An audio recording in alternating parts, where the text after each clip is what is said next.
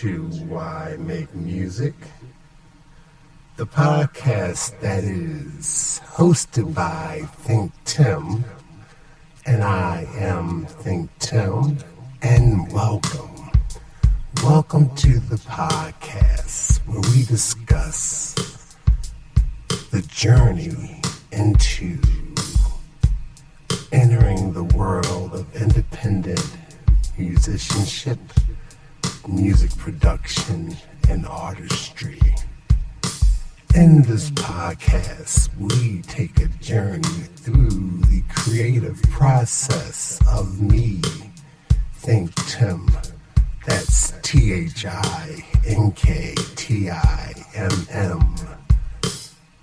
I want to welcome you all to episode 12. The dirty dozen. We did 12 episodes so far. You think that's one a week. We're 3 months in, and I am loving it. I am enjoying it.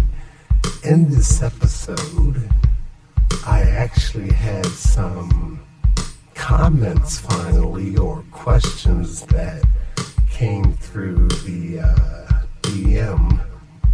And I'm quite excited to want to answer them. So I figured I gathered a few, and I figured I'll make an episode out of it.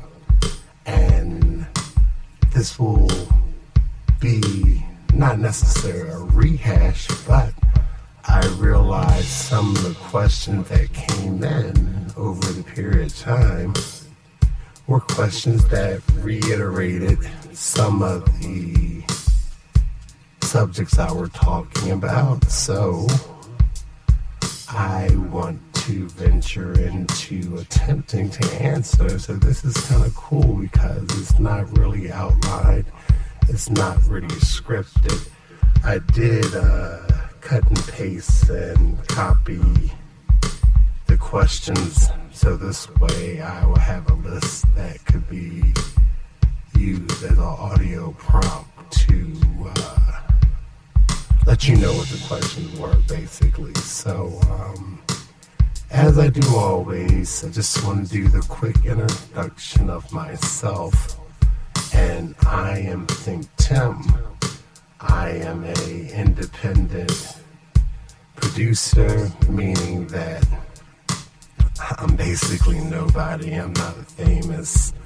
I am just a person who is putting out music and trying to reach the audience and build a community and perhaps be an inspiration to people who are creative and figure, hey, how do I get in? How do I find a spot to fit in? So my thing is I do music. I was brought up in a musical environment, household, neighborhood. Grew up in the 80s, born in the 70s. I've been influenced by a range of things, and basically now in the year 2024, I am utilizing the technology that we have at hand that is allowing me to get my sound, my vision, and my thoughts across to the people. The people, the people, the people. Let me first and foremost thank you for listening, tuning in, following the social media, hooking up with the podcast, listening to the music. My music is on all streaming platforms under ThinkTimm. The type of music I do is basically instrumentals right now. Eventually I will start doing some vocals over top. I don't want to go into too much because we have a bunch of questions and we're going to try to get into those, and we will see if these questions will kind of prompt us to answer and explain more about what it is that I do. So without further ado, let's hop into these questions. So here we go. 1. Creative process. What does your typical creative process look like when you start a new project? So my typical creative process is, like I said, I'm utilizing technology right now. So there are a lot of digital audio workstations available on your PC, laptops, and tablets. Two of my favorite workstations, digital audio workstations referred to as DAWs, are FL Studios, which I like that very much so because programming a sequence drum pattern is quite easy. The stock sounds that they come with are rather good. They come with a wide variety of stock sounds, and if you were to want to modify those sounds, make your kicks a little thicker, the effects are all great. I think it's very user-friendly, and I see that from a point of view of a person who I find a lot of things to be easy, but it's very easy to write, play, hook up your MIDI controller, your keyboards, and it has a good quality of sound. My other one that I would say basically it's a tie between the two I use. I use Apple's Logic Pro, and I like that because some of their sounds are really good and really crisp. I love messing around with their drum program patterns. The sounds are good. Their instrumentation is cool. A lot of times on a lot of the basses that they use, the instrument that they sample is so crisp, sometimes you can actually hear a finger rub on a bass string, which kind of gives you the illusion that it's really a bass when you listen to it. Plus, their automation controls, as also with FL Studios, are really good. So what I mean by the automation controls are that when you go in after you record your instrument, your track, you put it down, you can go back in and tweak it with different effects and panning, instruction, volume, up and down, and it's very, very cool to capture a little bit more of a subtle change in a track as opposed to just having a track play completely through from beginning to end. Also, both devices, when you go to quantize, which is basically pulling the note closer to the actual note, like say just take, if it's off just like a hair, you could quantize a whole pattern and pull it in and make it a little tighter, or you can even hit a button that says humanize and it kind of throws things a little bit off kilter, which makes it seem a little bit more like it is human. But both of those devices, both of those software packages aren't expensive. Both Apple Logic, I do believe, was under $200, plus it comes with a free update. And finally, Apple Logic 10 has moved on to Apple Logic 11 after a long, long time. And FL Studios, I think, is at FL Studios 24. and the first one I got was 8. I'm not saying that there are 16 between, but there are quite a few, and there are a few limitations with the older ones. I know that since I tend to operate on a Apple Mac system, at one point I did lose some of the earlier cooler instruments on FL Studios, but I have adapted and I have figured things out thanks to stem splitting, where I can take an older track and basically pull out something I did in the past and reuse it again currently. So that the creative process to me is basically like you hear the song, hear the music playing in the background. Those are drum tracks from projects that are either in the process of being gone over or set to be put on something else. But everything is a complete thought, and I have few fragmented ideas that are left unchecked. I tend to finish a project upon starting it, so like I said, 24 hours in a day. What are you going to do for your 24 hours? Some days I can kick out 1 or 2 songs, sometimes 3, and I'm trying to make the best of my time. And my creative process is basically just being true to myself and making what I want to make, and I am satisfied with sharing that. And I thank you very much for your question, and that is my creative process. Let's move on to question number 2. 2. Independent distribution.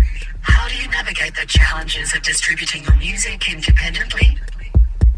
So, like I said, independent distribution. I have several different things that I do.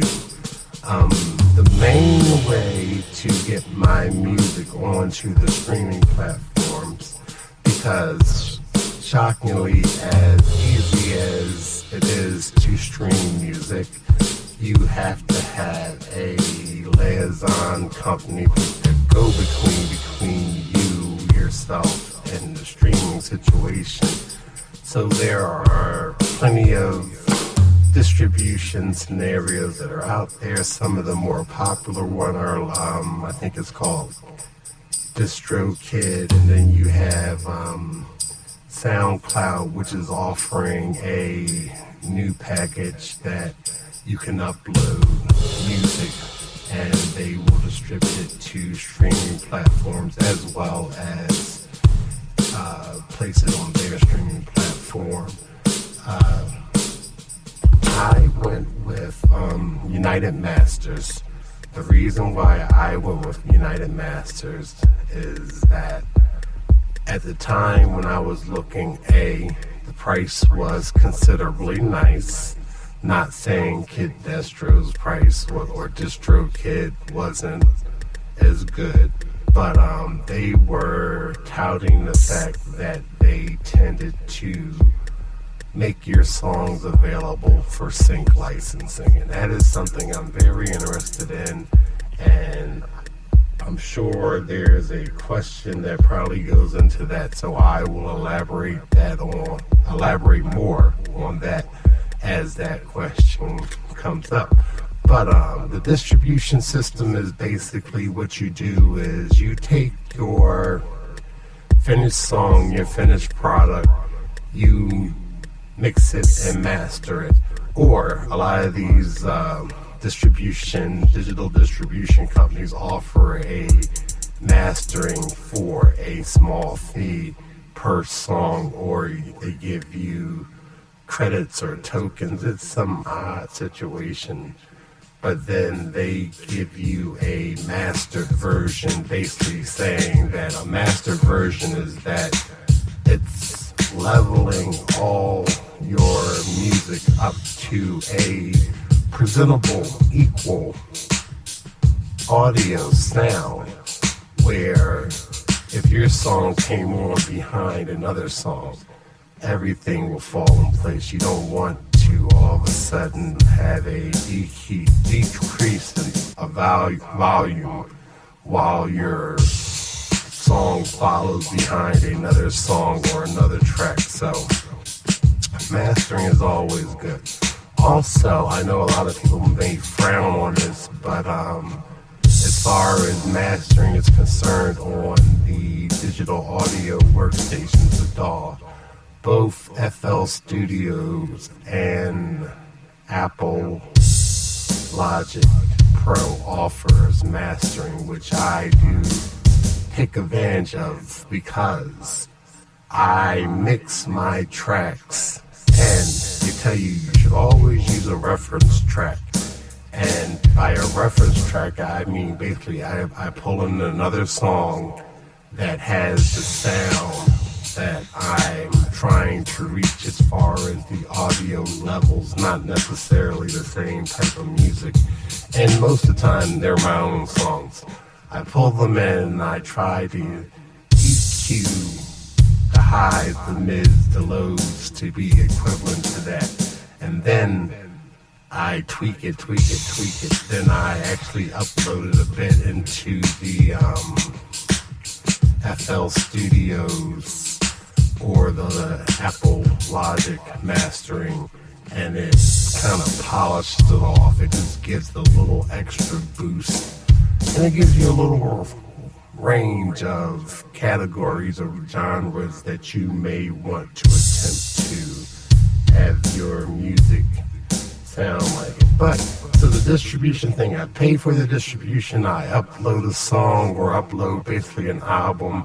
They tell you that you should do it several weeks ahead of time of your release date, so this way you can work on the hype of getting your song noticed by other people as far as consumers and what have you.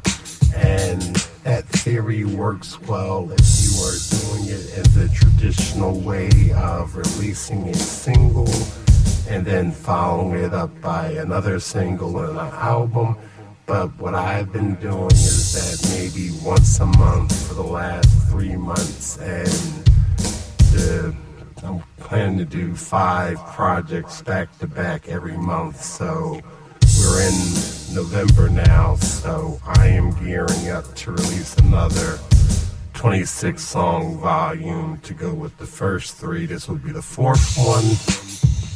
First one being devotional feelings, the second one being botanical booming bouquet, the third one being superlative bass, reality effect, and the 4th one is coming in the end of November. I do believe I know the name, but I'm not going to throw it out there as of yet. But I do think it's going to be the good one. Yeah.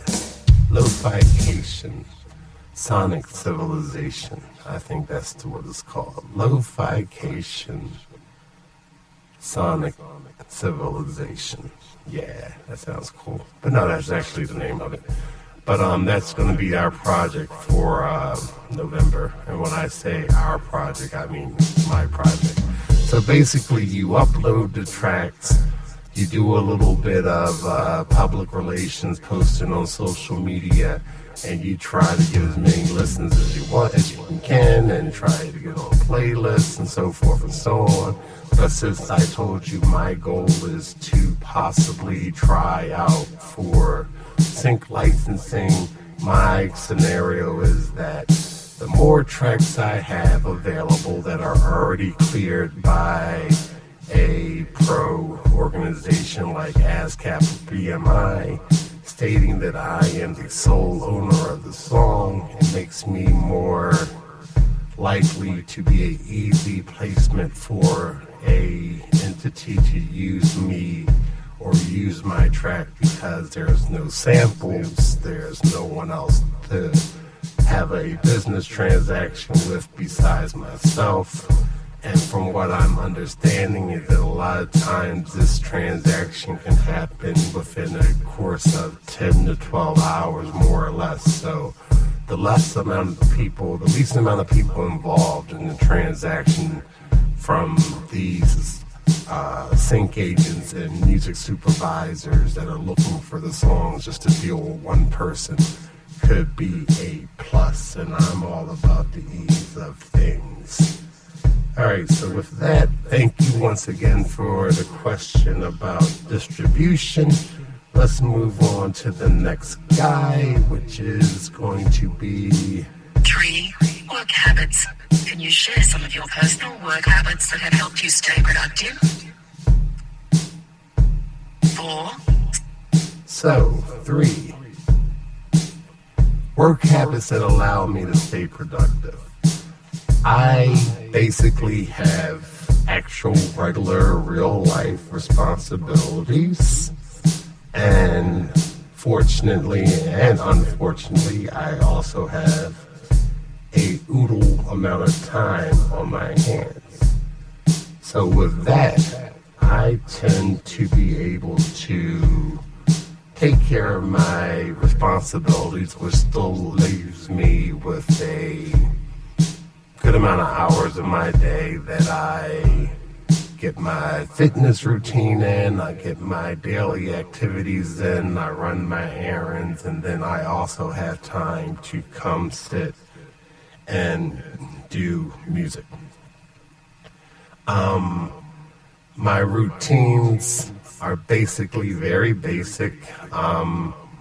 I queue up tracks, I review what I did, I review what I might have in the quote-unquote vault that I want to maybe dust off and revisit, and then I get to work. Most times I'm starting a track from scratch, and like I said, I tend to start with more like the bottom, the foundation, the drums, the bass lines, and then I move on from there to the melodies of the track, and I keep it rocking like that. There is no wrong way, in my opinion, of creating music. Music and art, like I say at all times, is very, very subjective to people's opinions. And what you tend to want to do is steer clear of people's opinions and don't make music to make other people happy.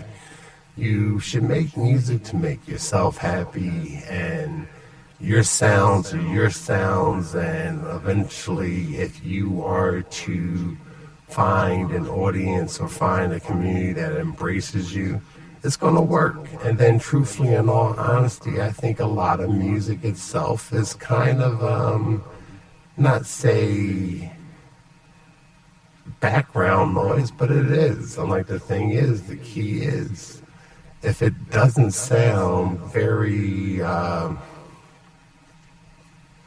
off-key, and you're playing everything that goes together cohesively, and you're not overdoing it by putting too many different sounds, voices, timbres on a track, you can tend to do something. Sometimes music can be a very minimalistic approach to creating sounds, or sometimes it could be a ton of sounds. I'm like, sometimes it could be a one-man band, or sometimes it could be an orchestra. You know, a piano playing by itself sounds just as good as 100-piece orchestra playing. So to each their own. Sound is good, music is great. All you have to do is create, and do something and put your stuff out there. The thing is that a lot of people, from my understanding, make music. And then the comparison factor is what sometimes, I guess, gets a person down, because you have to realize that, I know this sounds crazy, but there's only so many notes. I'm like, there's only so many chord progressions that go together, and sometimes you're going to play something that sounds similar to someone else, and you have to realize there are millions of songs that sound alike, but that does not make them unoriginal. Certain chords go together. Like, you always hear people tell you that, oh, playing the guitar or playing the piano, if you just know maybe about 5 or 6 chords, you could play thousands of songs. That is very much so true, because 5 or 6 chords have been used in thousands and thousands of songs. And certain chords, there's chord structure. No, don't listen to me. I've never taken a music theory class. I just know that certain things sound good and certain chords followed by or preceding other chords work out. And sometimes you might play a chord or play some notes that remind you of something else that has already been created. But since I am not necessarily a sampler, nor am I competing with anyone, and nor do I necessarily get discouraged, every now and again I might hear something in one of my original songs that might sound like something, and then I think back to when I was creating the song. Maybe that song in my recreational life might have been a little bit prevalent in the brain, and I unconsciously used something that was similar to. And it doesn't really become an issue, because like I said, I am not a professional person out there competing, so I don't feel as though there will be any type of problem. But that's just a rare occasion. For the most part, my music doesn't sound too much like anybody else's stuff, and I'm not borrowing or stealing chords or progressions and going on to it or so forth and so on. I did hear a story a while ago while listening to a podcast or an interview, whatever, and it was Alicia Keys speaking about a song that she wrote, and she basically borrowed some chords from Prince, who is a great influence of mine. And when she played the song for him, he basically told her, yo, you gotta change those chords, because those record executives are not sending their kids to college on my chords. And truthfully, they're not going to care one way or the other if you change them or keep them. But he knew those were the chords progressions that he used, and she was aware that there was a chord progression she used, and they made it clear. She changed it. The song still became a hit, and everybody was happy, and there was a lesson learned in that. But yay, that was pretty much it. But work habits, work hard, work every day like it should last. Try to put out some type of creativity as much as you can. Don't worry about other people's opinion. You do you, you be happy, you make the music you want to make, and make the music for yourself. If other people like it, so be it. But if you like it, that's cool. 'Cause I'm not gonna lie. A lot of times when I'm out running errands and I'm in the vehicle driving around, I'm listening to my own tracks. I'm not necessarily listening to what's going on in the world. Like I said, I've been there, I did that, I was a fan of a lot of people, and I think all those influence got poured into me. So therefore, when when I make stuff that I won't listen to, I feel like it's a tribute to those who influenced me, and I feel satisfied with just basically being able to make music and have it playing, and it's cool. So work hard, work habit, work routine. Carve out some time that you can get your time in. Make sure you play, make sure you practice, make sure you work on your craft. Thank you very much for that question about work habits. Let's go on to number 4. Social media navigation. What strategies do you find most effective when promoting your music on social media? Social media navigation. That is my thorn in my side. Being older and basically realizing that there was a world and a life before social media, before Twitter, X, Instagram, Snapchat, TikTok, and any other platform, YouTube, that I am skipping out on as far as speaking. Social media to me is a very useful tool, and that is, in my opinion, where I land at.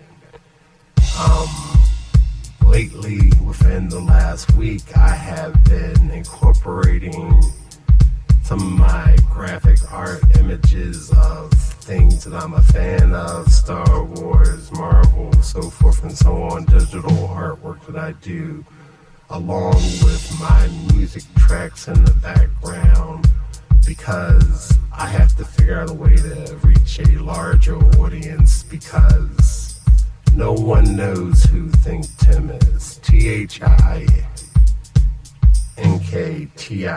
ThinkTimm means nothing to the masses. But if you put a ThinkTimm track behind a picture of Darth Vader, or behind a graphic digital image of Iron Man, or something that is way so marketable than me, people tend to like a little bit more so, because they can relate to it. I am not a household name. I don't know how to become a household name.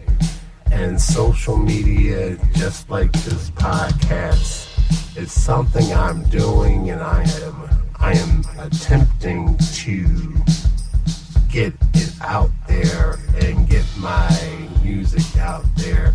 The funny thing is that even when you sign up for, it's like almost like your electronic portfolio, they want your social media names, your @ThinkTimms, your whatever it may be, thinktimm.com, and I have all those things, the Gmail address, the Hotmail address, the live address, the ThinkTimm at Twitter, at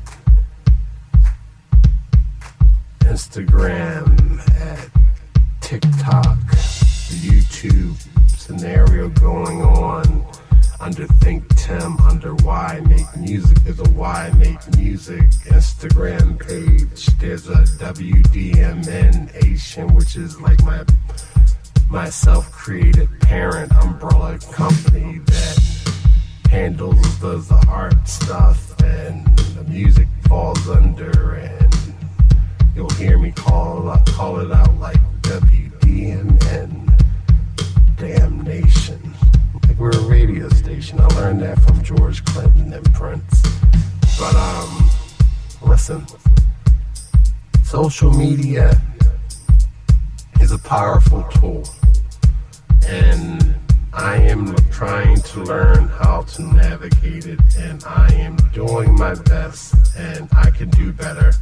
I can learn to try to remember to post every single day several times a day.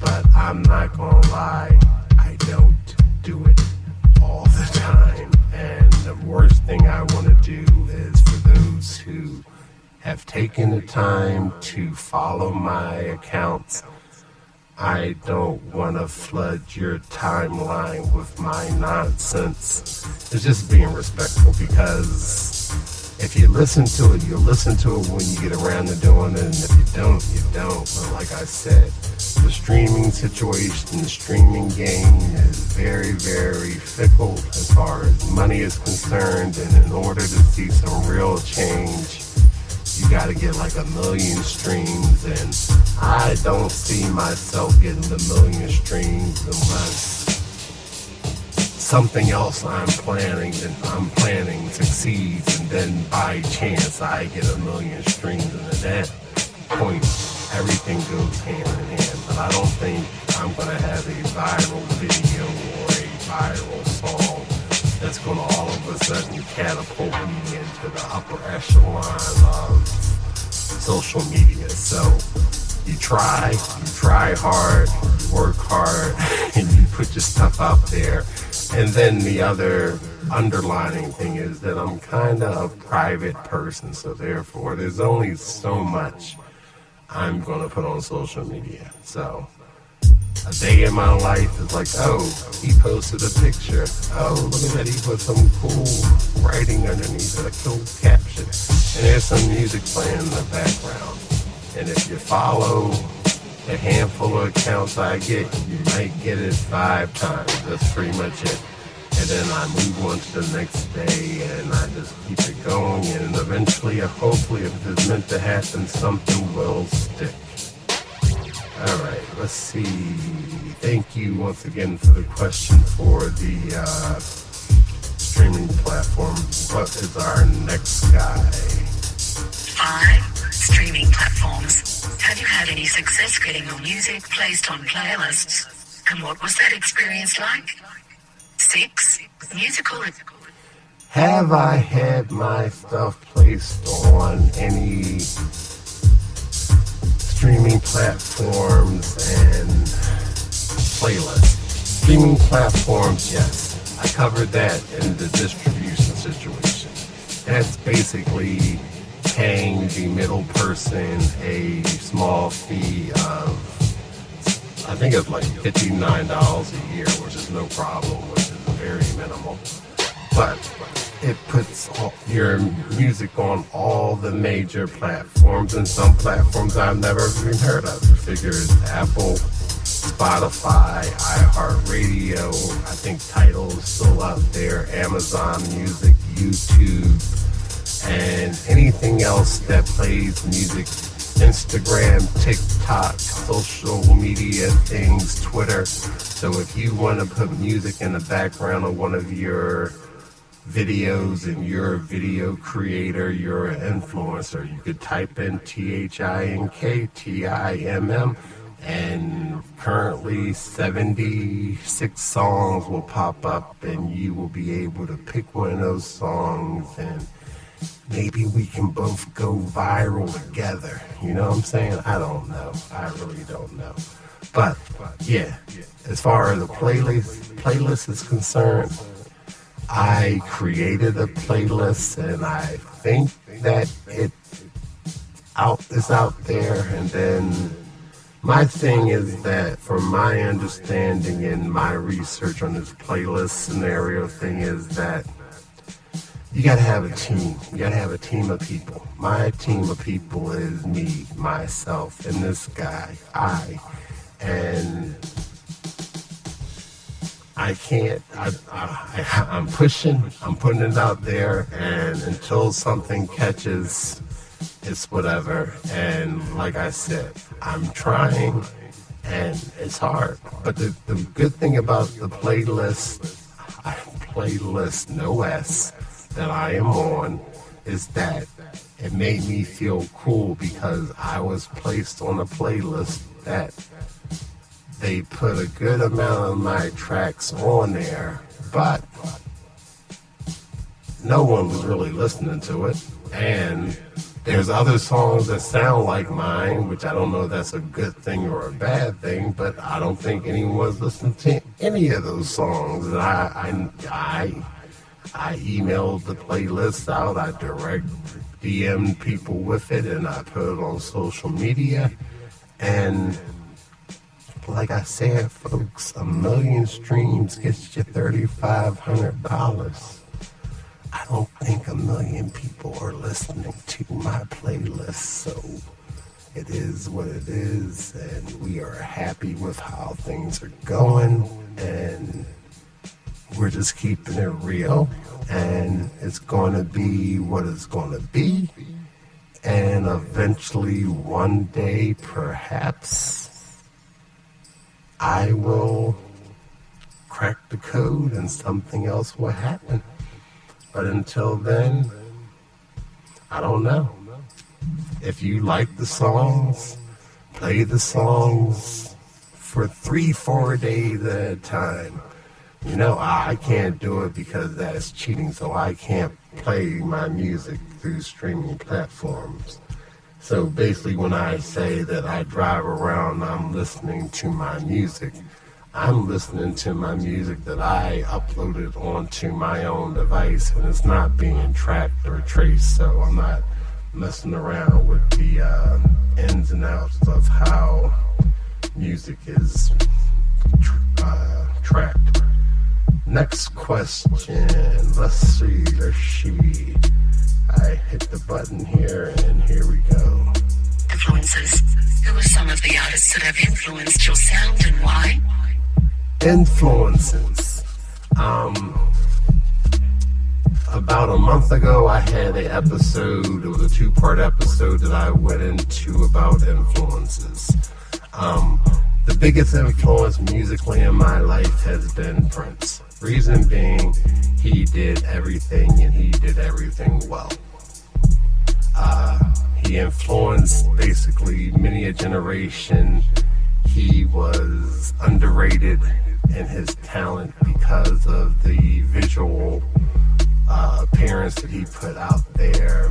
Sometimes, I'm going to be honest with you, I had no problem with it. I'm very much so secure for myself, and I think that people should do whatever they want to do. But I do find it funny that people will categorize him or pigeonhole him into a era that might have lasted 3 years, and my man was constantly changing his appearance. But people love that Purple Rain era so much that purple raincoats and ruffles are what they attribute to him, other than the fact that this dude was putting out more music than anybody in any given time, as far as producing, writing, arranging, performing, forming bands, and doing things. And I thought that was a great inspiration. When I was younger, it was basically the catalyst that got me focused and saying that, oh, you can do this, you can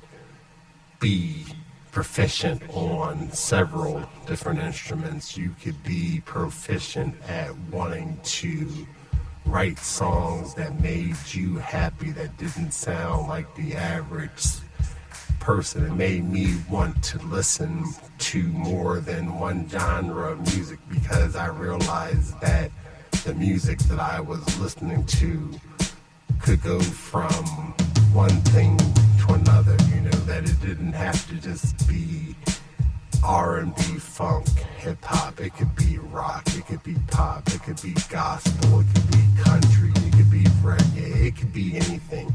Music is something that's out there that everybody should embrace, and everyone does, but the thing is that not everyone converses about their influences. You know, Chicago, Phil Collins, the Rolling Stones, Sly and the Family Stone, George Clinton, Curtis Mayfield, Dionne Warwick, The Whispers.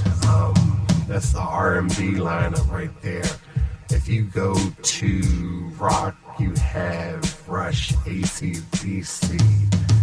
You have The Who, Pete Townsend, Robert Plant, Eric Clapton, like the Beatles, Elvis Presley, Chuck Berry, Billy Holly. Is that his name? Billy Holly? Yeah. The dude that did La Bamba. I'm like, there are tons of songs that are etched in our mind that have been influences in everything that we've ever done. The women, Madonna, Sheryl Crow, Stevie Nicks, man, I'm like, stuff goes on and on and on. Journey. If you sit back and you listen, Elton John, Billy Joel, there are so many influences of people who made music and made a good living off of the music, and you just kept rolling with it, you know what I'm saying? So it's endless. My influence on music is endless, but my gateway to music was a dude named Prince, because it made me appreciate every aspect of music and every aspect of the creative process. And shout out to the great Quincy Jones, R.I.P. He passed away this week. And he is the architect behind the Michael Jackson great hits, you know what I'm saying? So he's the guy who got the team of people together that put together MJs. And if you notice, no shade, but I said Prince is my favorite, and Quincy Jones was the architect behind the Michael Jackson hits. So take it as you take it. Real talk. Next one up is, let's see, thank you once again for the musical influence question. Next group is what we got here. 7. Personal stories. How has your upbringing shaped your approach to music production? My upbringing, like I said, I'm a hobbyist musician. I never really thought until I guess the 80s and 90s that music was something you could do as a career, because I grew up in a household where basically my stepfather had a band. We had instruments in the house. People came over during the weekday, during the weekends, and they played and they rehearsed, and we did music, and that was it. I'm like, we had conversation, we had time. Sometimes when we would roll with him to go do things, we would roll with him and we would go to rehearsals over other people's houses. So I thought it was a normal thing that people did. My uncle, my mother's brother, like I said, when I was 2-3 years old, living with my grandmother and my mother, my uncle would have a full band in the living room. He was in bands when I was a kid, and I thought that was normal. I thought those were the normal things that older people did. It was a great influence because I never thought it was anything indifferent than what normal people did. As far as making a living,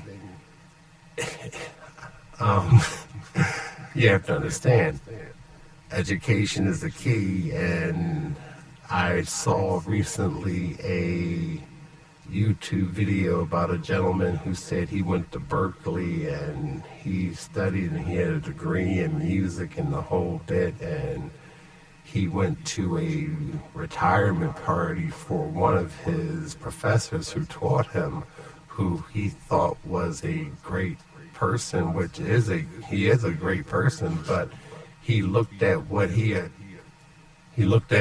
achieved, and basically what it was is that he realized that he had to do something else besides think that he was going to be a musician, because the dude didn't necessarily have a huge influx of cash coming in.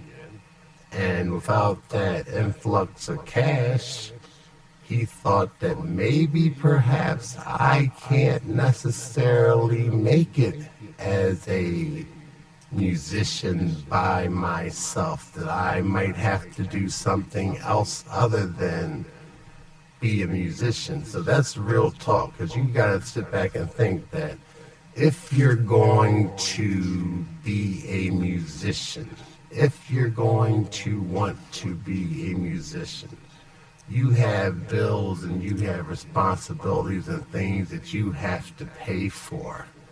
And if you can't pay for them and you can't make a living doing that, that's going to be kind of hard. So my thing is that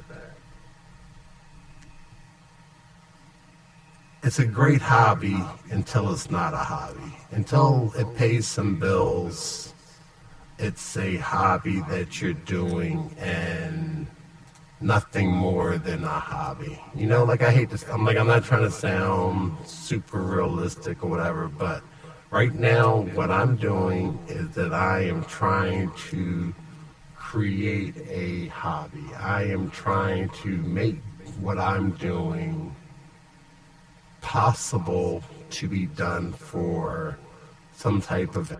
You ever hear the phrase, doing too much? That's what I'm currently doing. I am doing too much. I am attempting to edit this in live time while I am recording, and I'm not sure where I am. Oh, I see. I'm back on track now. So, anywho, what I was saying is that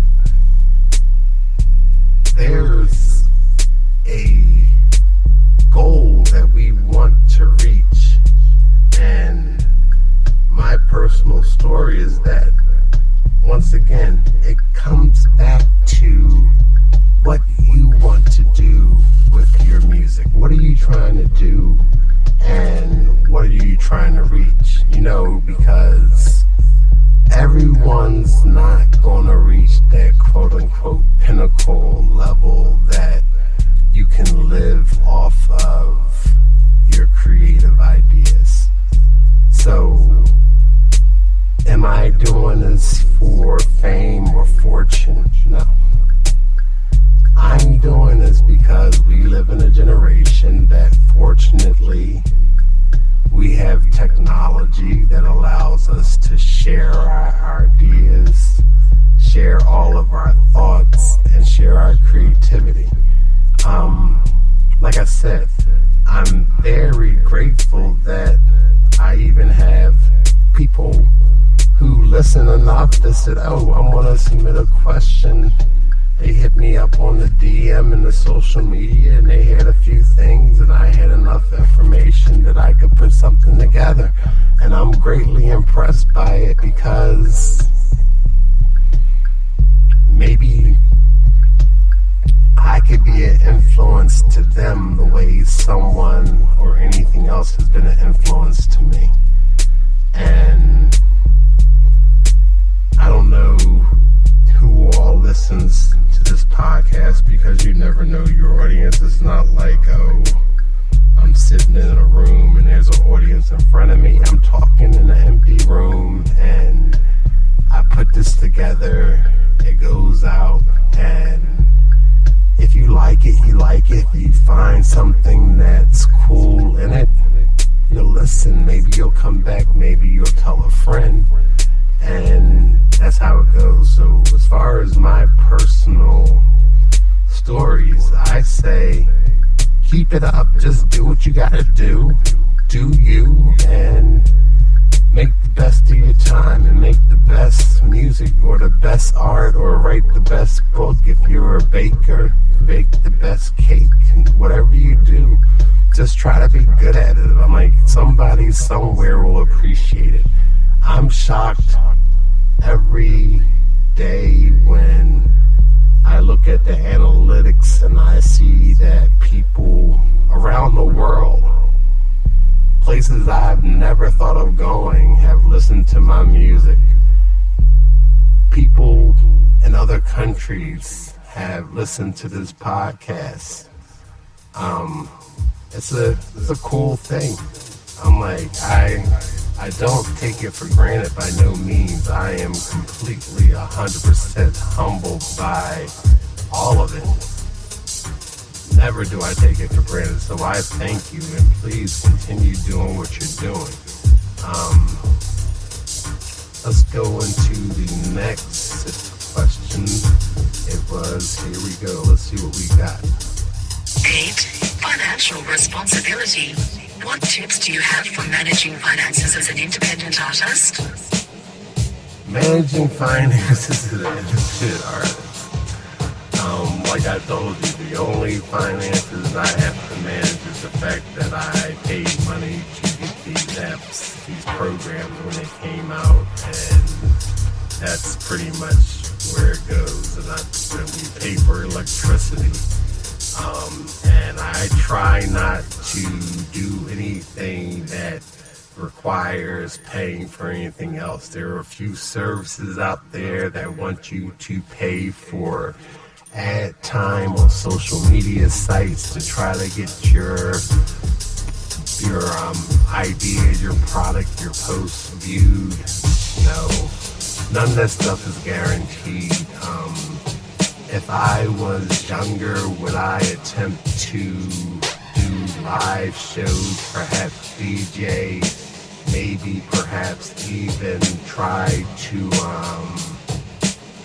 maybe do like a tape where I include maybe vocals of modern people rapping or singing over top of my tracks. Yeah, I would do all that stuff, but like I said, I have been doing this the majority of my life. It's been a hobby. I never thought it would be something that could really pay bills.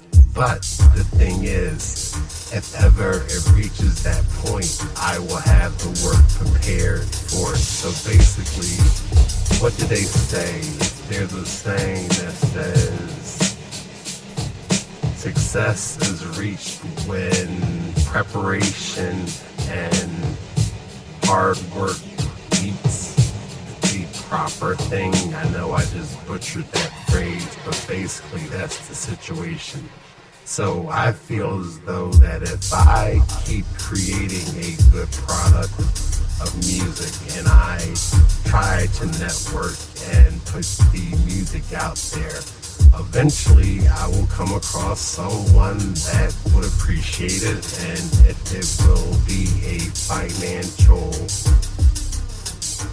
positive situation for myself, I will. But at the same point, I would not tell you that if you have other responsibilities besides being a musician, take care of your responsibilities. Don't let your human everyday responsibilities fall to the wayside for something where early episodes I threw out a crazy number, and I'm throwing it out to you again because it was mind-boggling to me that they say that over 110,000 songs are released daily. So you have a greater chance of winning the lottery than all of a sudden as an independent person without a major company pushing you or a product line or something utilizing you, that you just put a song into that out into the cosmos of internet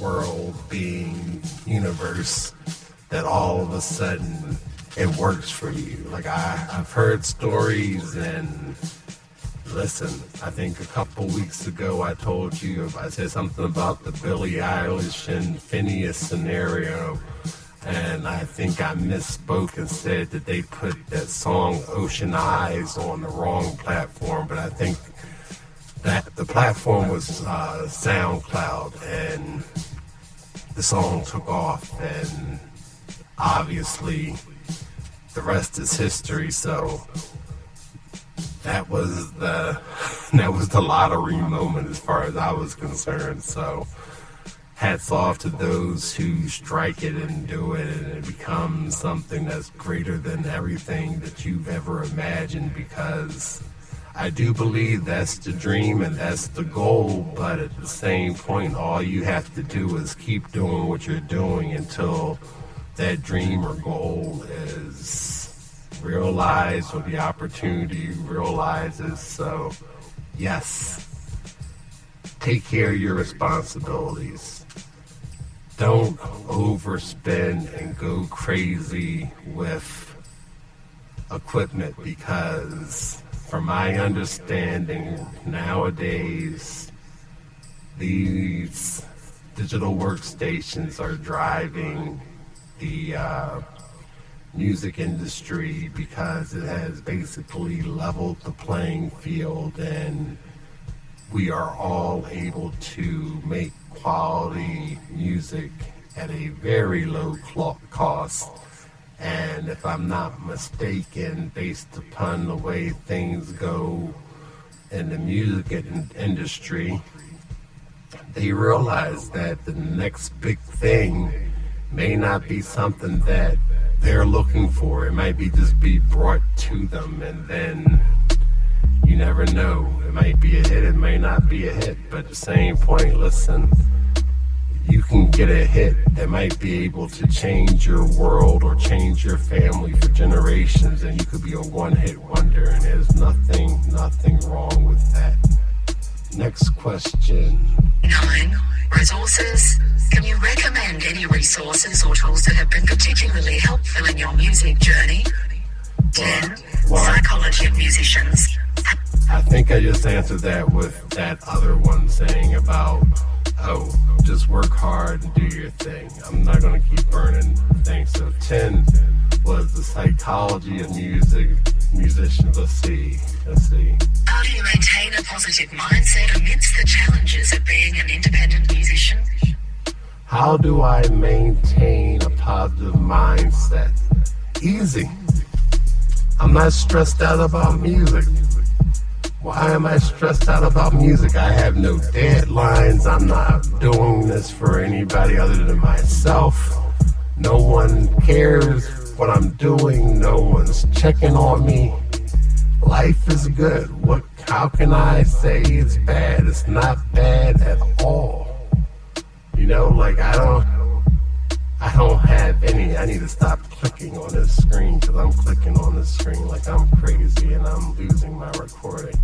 But no stress. I have no stress whatsoever. None whatsoever when it comes to music. Music is something that comes very easy and very naturally to me, and I enjoy doing it. Like I said, there are no deadlines as far as what I'm doing, because no one knows I'm doing this. No one cares.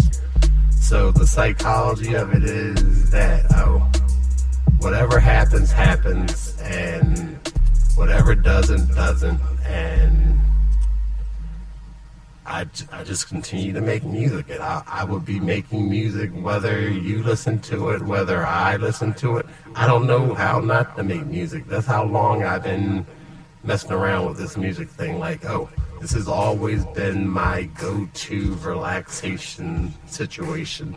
So I have thousands of ideas, and almost 1,000 of them are recorded, if not more. And I record almost every day, and I feel guilty on the days that I don't. So I don't know, is that a psychological issue or a psychological concern when I feel guilty that I don't do music in that day? But at the same point, I don't have a deadline. I don't have to do it. I don't have to do any of this. But I enjoy doing it, and I enjoy sharing it, and it's a good time consumer. Some people play golf. Some people go out there and hoop. Some people play basketball. Some people just troll people on the internet. You gotta find where you get in, and right now I feel as though that I purely get in, and I enjoy doing music. No more, no less, Nothing more, nothing less. This is my enjoyment. This is what I like to do. Um, I don't judge anybody for making music. I always thank all the people around me who can do it, who like it. I think everyone should try to make music. It's something that is very, very enlightening, and it's a cool feeling when you have the opportunity to create something that is strictly yours. You understand what I'm saying? It's yours. You make it, you record it on your smartphone. You have the ability to make music.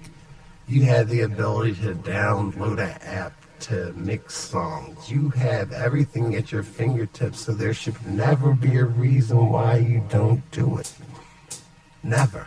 Never, ever, ever should there be a reason why you can't do what you want to do. Be creative and be free. That's the best way to be. And I think that sums up my psychology of it, is that you just have to be you and be happy. Next question. 11. Goal setting. What techniques do you use to set and achieve your music-related goals? Once again, I probably jumped the gun. I tried the playlist thing. I'm doing everything I can do. I am corresponding with music supervisors and sync libraries, and I don't bother them much, because the thing is, these are professionals. They have jobs. You get their information, you email them, you package your material, you show them the links where they go, and you hope they listen. And like I said, art is something. Art's not like healthcare. You know, you don't take care of a person. You don't prescribe medication. You don't do certain things. Someone dies. It's a job. It's a cause and effect. Music, if I send music out, if you listen to it, you like it. You might like it for that moment and forget about it. There's plenty of songs I heard that I love that I never went back to listen to again. But you have to be polite when you're sending your music out to these sync libraries, music agents, producers, so forth and so on. You don't want to be the bugger that's bugging them and the annoying person. This industry, from what I understand, is rather small, even though everyone and their mother is submitting songs. Everyone has an idea, so you have to respect that, if they like it, they'll get to you, and just hope that, like I said, opportunity and preparation meets. That's what it is. When opportunity and preparation meets, that's when you have success. So that's what I'm doing. I'm prepared, and hopefully when the opportunity comes around, I will be ready to get it going without a problem. Next question. Thank you for that one. 12. Volume of material. How do you balance quality and quantity when it comes to the volume of music you create? 13. Source. How do I balance it? I don't balance it. Obviously, I don't. Because, like I said, over the last 3 months, I put out 76 tracks. And I plan to put out another 24 and another 26 in a couple of weeks. So, no, there is no balance. My thing is that, listen, no one is looking for me. No one is working for me. My thing is that I know for a fact that if one of my ideas, catches fire and catches on, we all know how it works. If somebody does one amazing thing in this day and time, the opportunities for all of his other things to financially pay off is very, very great. So my opinion is that if you could buy one lottery ticket and have one chance to win, or you could buy 300 lottery tickets and have 300 chances to win, what would you do? So my thing is that if my goal is to try to win the lottery as far as placement, sync placement, getting noticed by a person that could change my financial scenario when it comes to being a music creative person, I am putting it all in all the time. So I have no chill when it comes to making music. If I could, I would put out 10 songs a day, and I think that's a little monotonous and probably a little overachieving, and I think 26 a month is good. And that's basically because of my labeling system. So if ever you looked at an album or a collection, you realize that, oh, there's 26 things on here because there's 26 letters in the alphabet, and each song is basically just A through Z, so therefore that's why there's 26. It's easy for me to keep track of these things, even though those were not the original names, but those are the names I'm using for it right now, so that's what works for me. But no, I have no problem with over saturating the market. Next question. Source of inspiration. What are your main sources of inspiration when writing and producing music? I'm inspired by everything. Short answer. Anything, everything, and nothing. I've never had writer's block. I've never sat down and not created something. Now, is it worth hearing? Maybe not. But I had no problem sitting down and doing it and making it happen and coming up with something. Like I said, there's only so many musical notes, and you can make millions and millions of songs from that small grouping of notes that you have.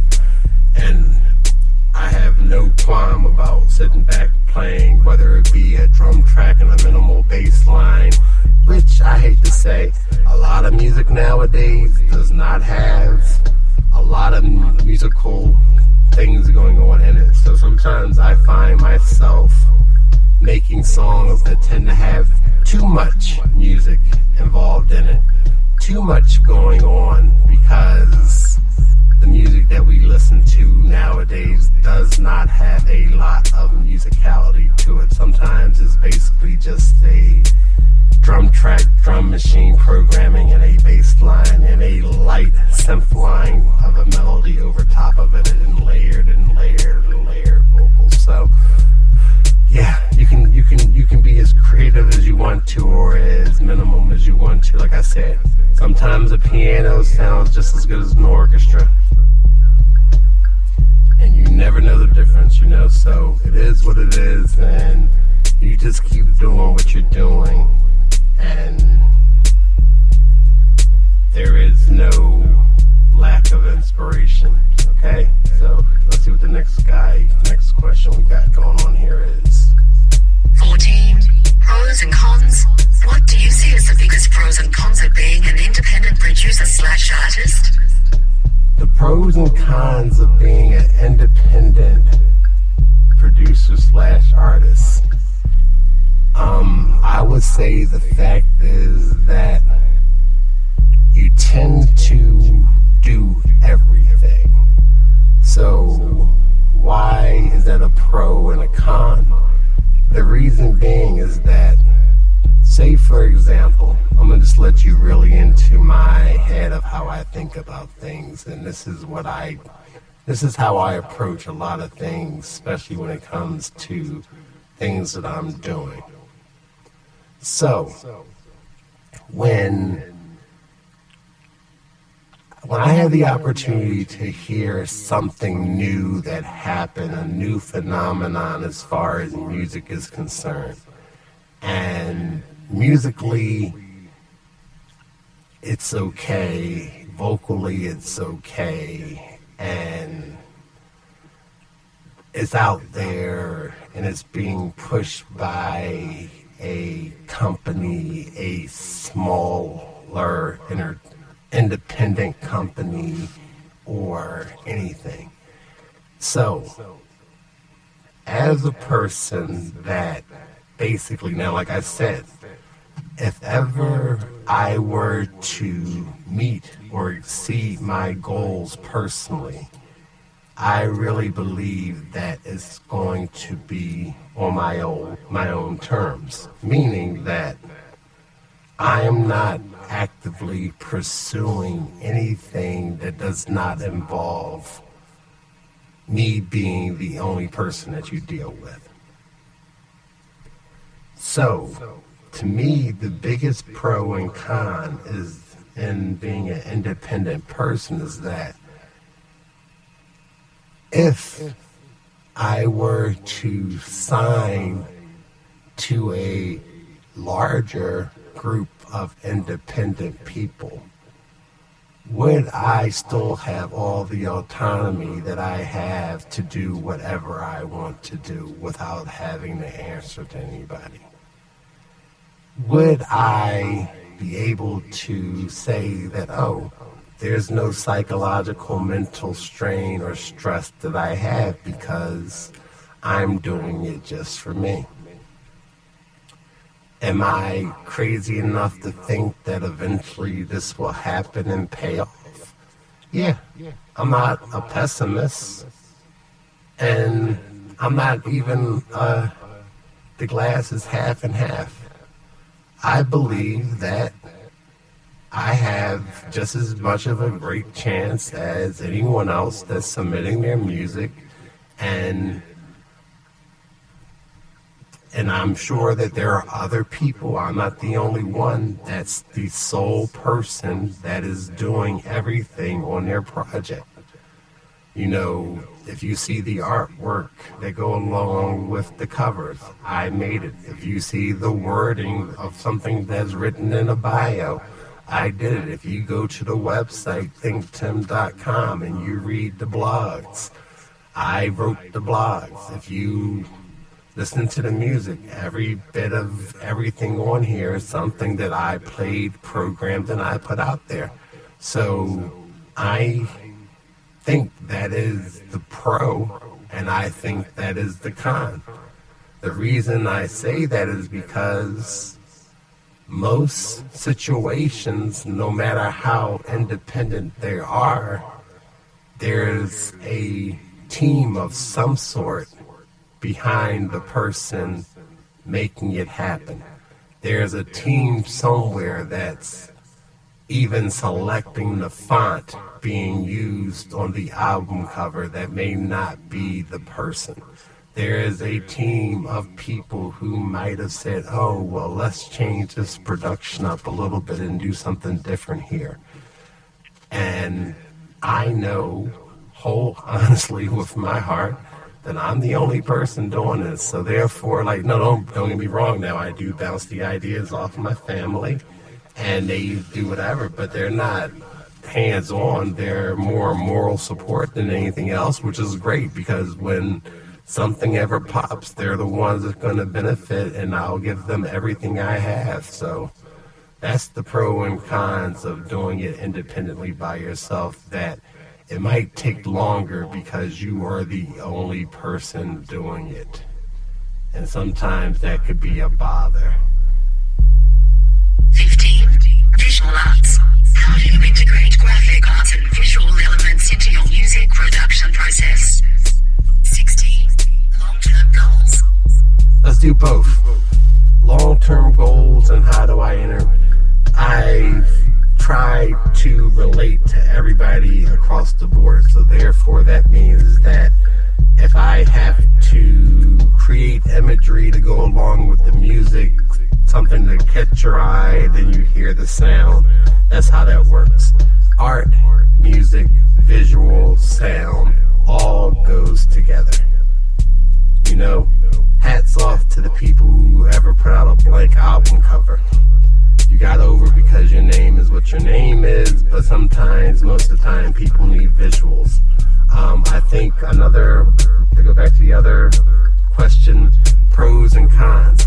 Because I am a private person, if I was younger, I'm not gonna lie, I was younger and I lived in this time frame, I would probably be all over social media with all reckless abandonment doing whatever, because I would be so gung-ho into let's get this done.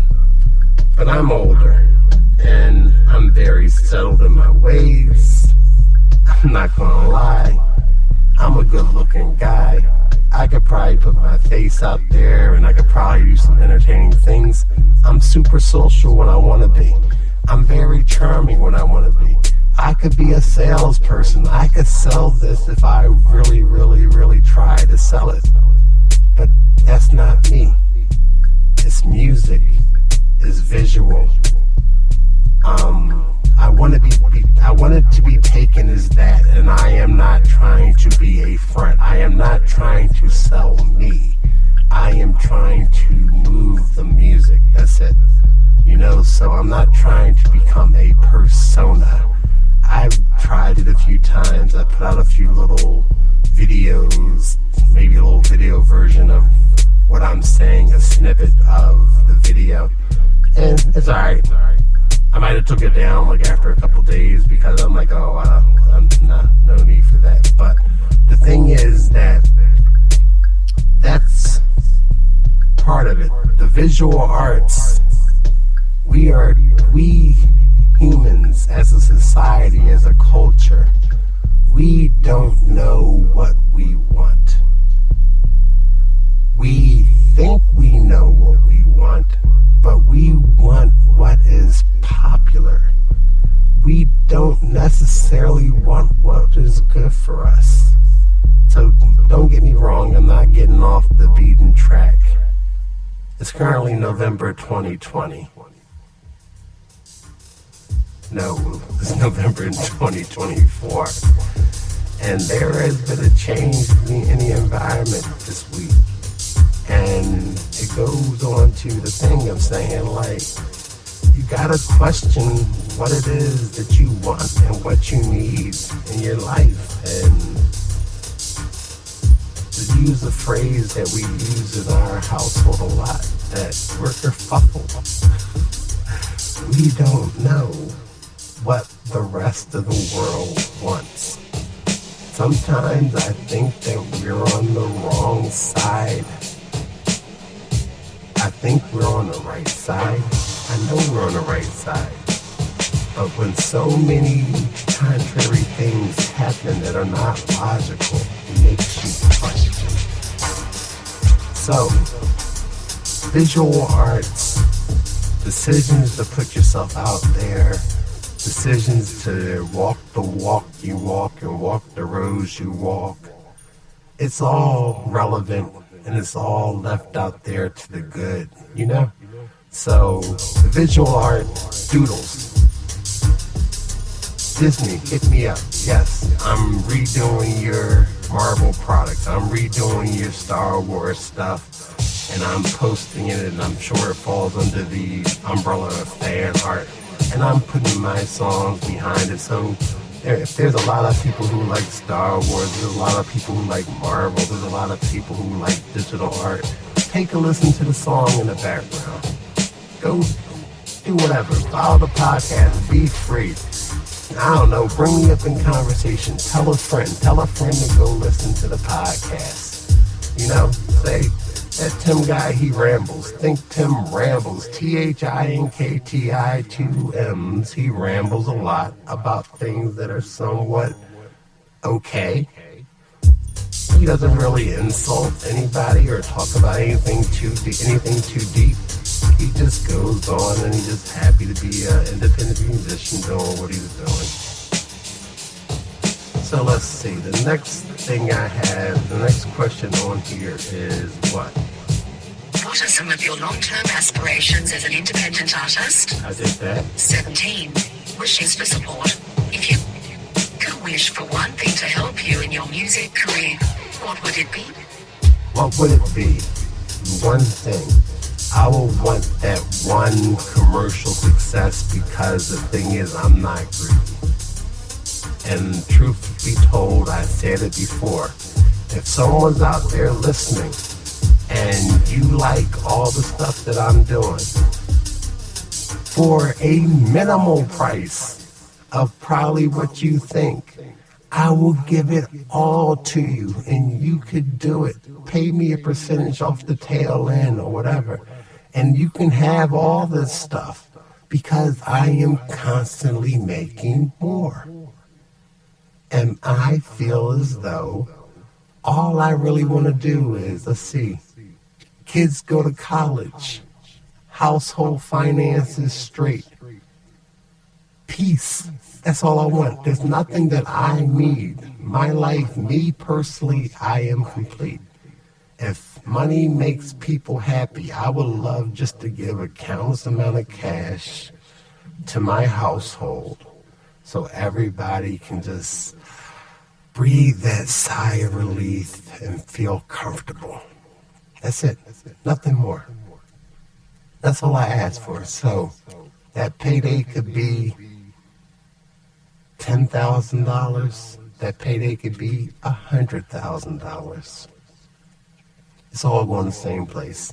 There's nothing I want. I want to pay for colleges. I want to take care of household finances. And that's it. I know I probably lost all the exciting crowd, like, oh, wow, that sounds so mature. But it's the truth. That's it. I want nothing else. Nothing else do I need. 18. Role of technology. In what ways has technology transformed your music production process? How has technology? I told you.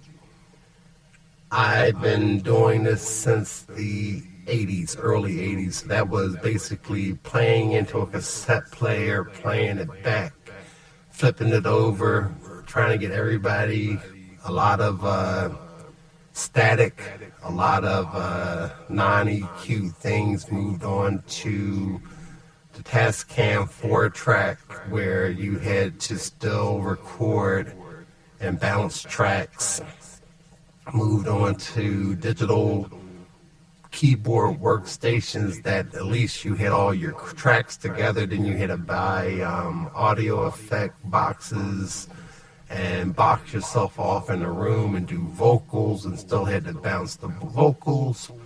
I remember in the late 80s and the early 90s with software like Cakewalk and the very first earlier Cubase and recording on those things, early Mac programs, the little boxy looking Mac monitors and the big old PCs. Right now, technology is at its best. I know AI is right around the corner, and AI is basically probably putting tons and tons of people out of work. You can't stop technology. You got to go with it. You got to embrace it. You got to flow. Compared to older tracks, which I have tons of older tracks that are on cassette tape, that basically sometimes I play the cassette tape and it's a little warped because it's so old. There's tons of ideas that I have created in the past, but the technology that we have today is so good that there is nothing negative I could say about it because it allows me to connect to so many people so easily with the precision that you don't necessarily know what I have or what I don't have.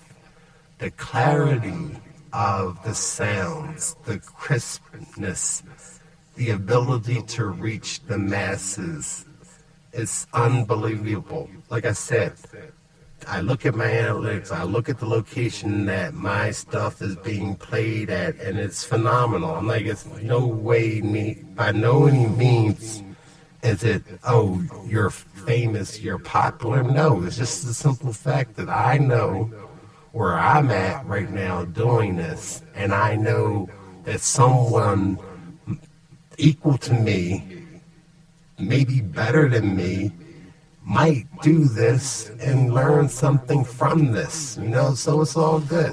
Equal, better, less, it's all the same thing.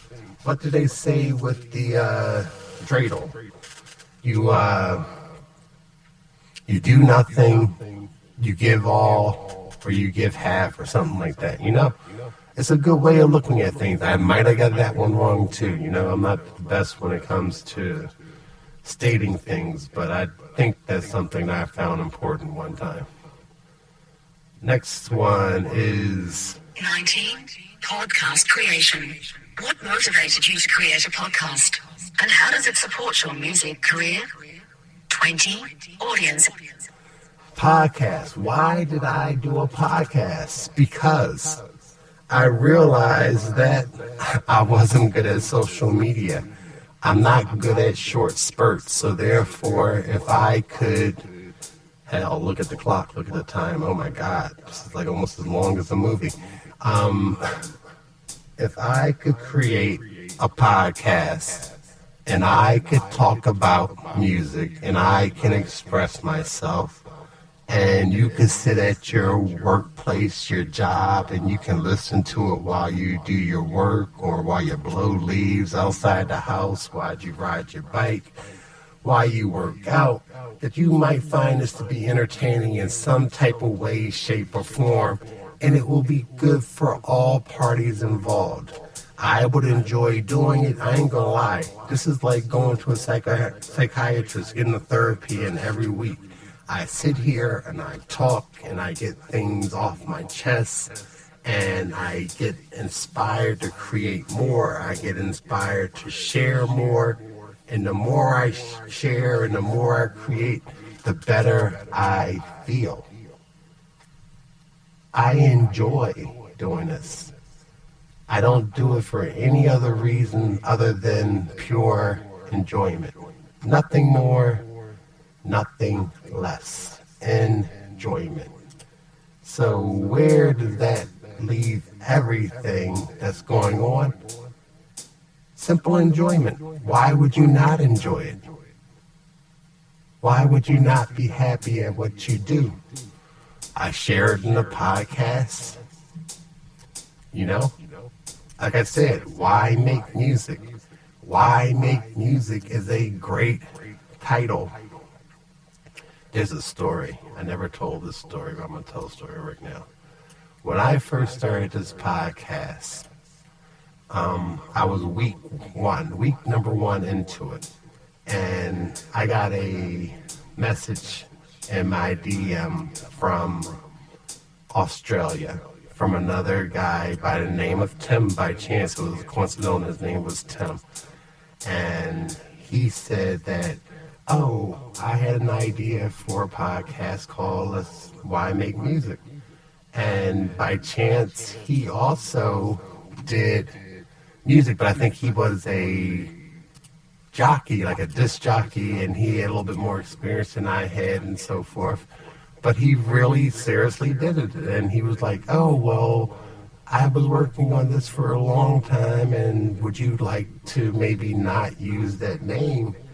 And I was like, I thought about it really, and the thing is that I'm impressed just the simple fact that I had the same idea that someone else had an idea for. And I said that I, too, have given a lot of thought to the name of the podcast, Why Make Music. And I kind of wanted to stick with it, but I do understand how it means something great to you. And I've actually watched this podcast, and this podcast is really good. I do enjoy it. So shout out to Tim in Australia, Why Make Music. You can listen to that one too and still listen to mine. But it's just certain things, you get to a point where you really become like a little amazed that this happened, that you can do it. I'm like, and I thought about making a podcast for years, and I figured who would listen?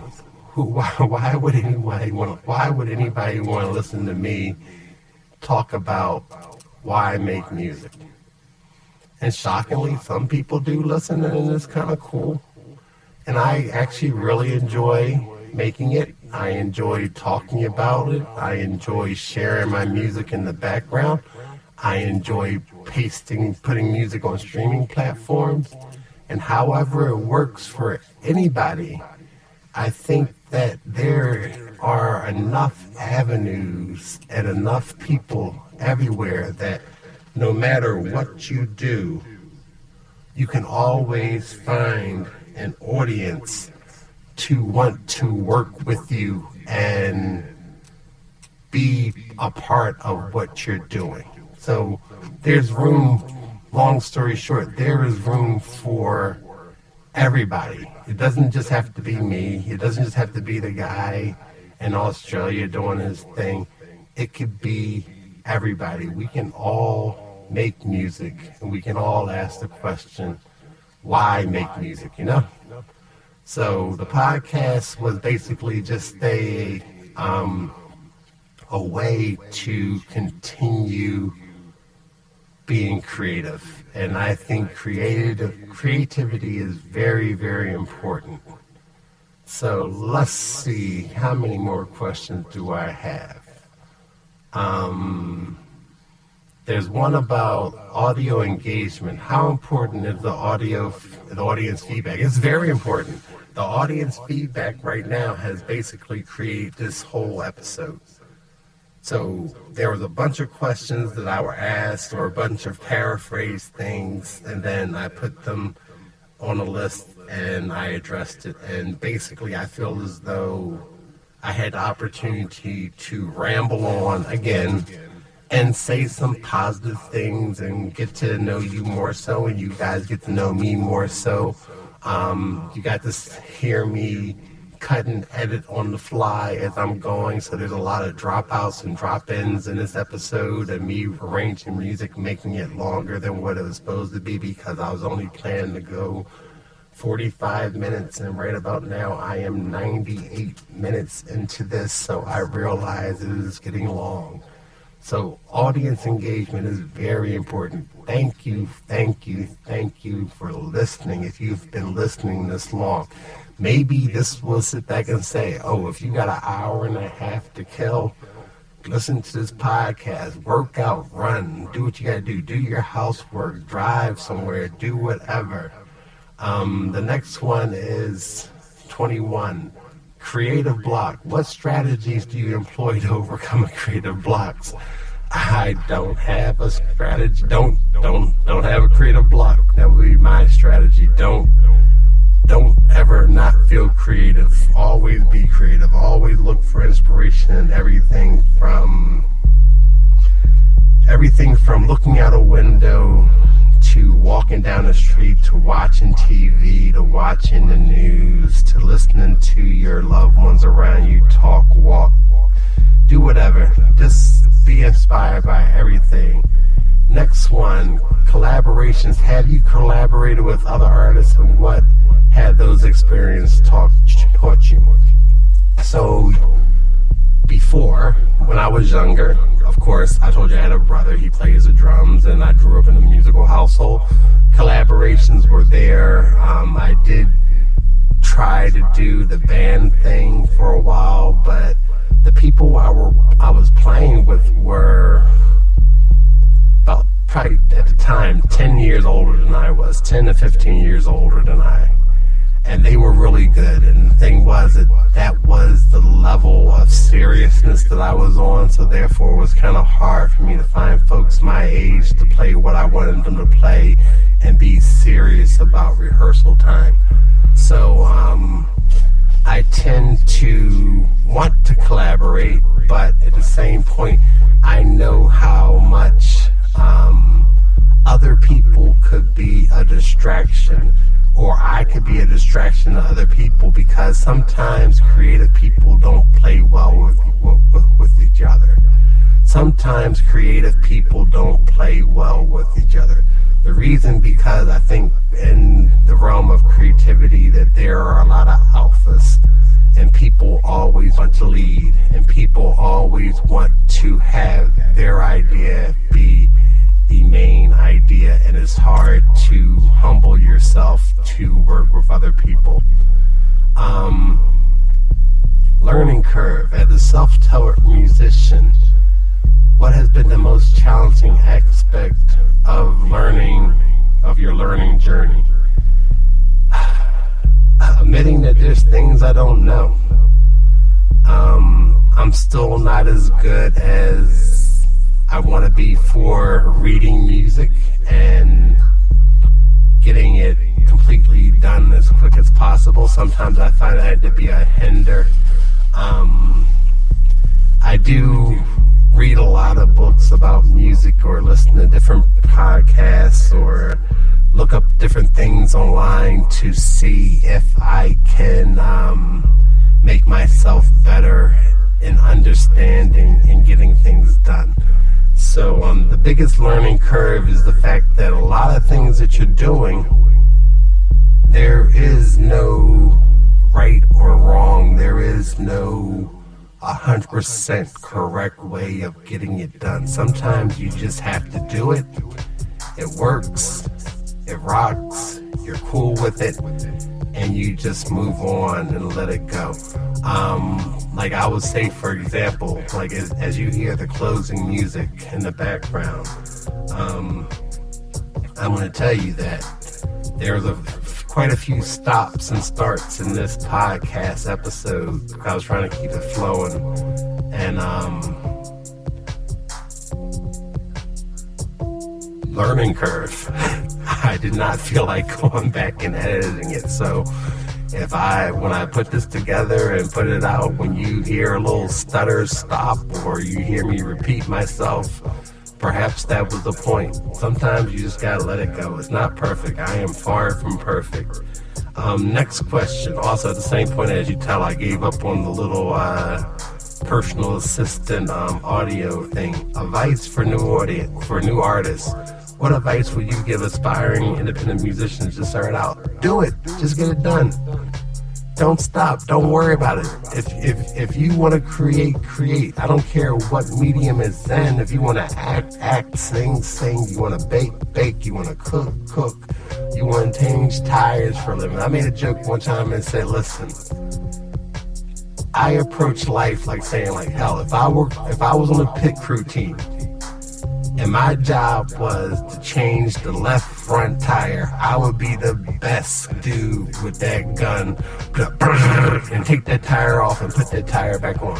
You just gotta take pride in what you do. Whether it's music, medicine, lawyer, engineer, baker, preacher, teacher, whatever you do, be proud at what you do. Try to be the best. That's it. Be good at what you do. Take pride in what you do. In my career, I was good in everything I've ever done in my life as far as work-wise. I have no regrets because I know I put the time in and I was proficient at what I did, and that's it. That's all you have to do. Try your best to be proficient. Aim high. Try to be that person that you want to run into and take care of you or meet you or how you will want to approach. Future projects, the world is my future. That's it.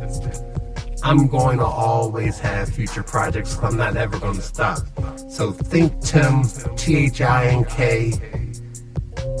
ThinkTimm. This is why I make music. Enjoy. Peace. Check me out on my social media. Time's up.